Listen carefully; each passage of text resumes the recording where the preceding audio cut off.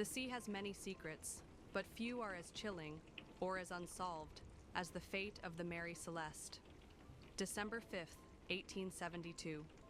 The British ship Dei Gratia was cutting through the cold Atlantic waters when her crew spotted something strange on the horizon, a drifting vessel.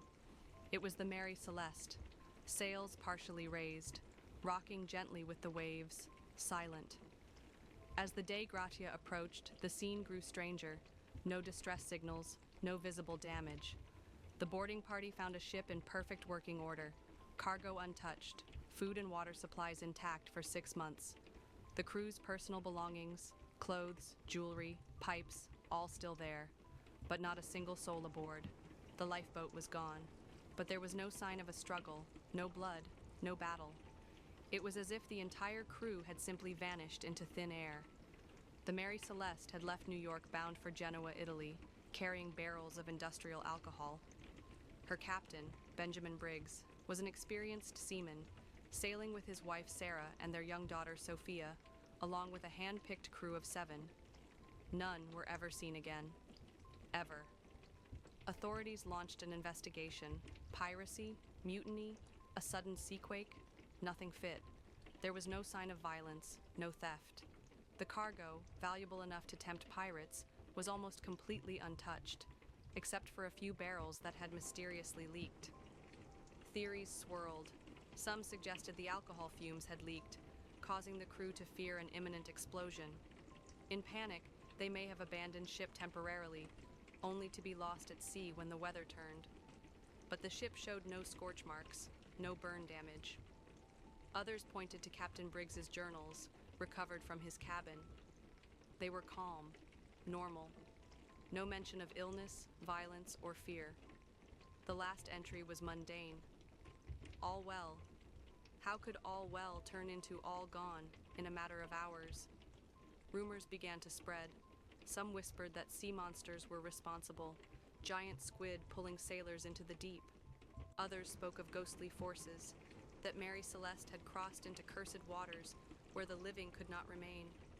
Modern investigators have even suggested rogue waves, sudden towering walls of water capable of sweeping a crew overboard without damaging the ship itself. But again, why leave food untouched? Why not send a distress signal? Why leave a perfectly seaworthy ship behind? Over time, more bizarre details emerged. The ship's compass was found broken. The clock on board had stopped. The ship's charts were soaked and torn, as if someone had tried, and failed, to navigate blindly. And then there were the barrels. Of 1,601 barrels of alcohol, 9 were found empty. These barrels were made of red oak, a wood more porous than the others. Some theorize the alcohol evaporated, filling the ship with invisible, flammable fumes. A small spark, from a lantern perhaps, could have caused a silent, terrifying explosion of pressure. Not a fire, not destruction, just a blast of air, enough to terrify a seasoned crew into abandoning ship in panic, believing the Mary Celeste was about to erupt in flames. But if that's true, why didn't they come back? The ship remained afloat for days after. Did the lifeboat break free? Did the crew drown slowly, lost and adrift in the endless Atlantic? Or did something else happen? Some believe the crew encountered something they were never meant to see, something not of this world, a portal, a crack between realities, an invisible hand that plucked them from their world, leaving behind only empty decks and questions. Even today, no one knows for sure. The Mary Celeste remains one of the ocean's most enduring ghost ships, a vessel that sailed into legend not through battle, storm, or fire, but through silence.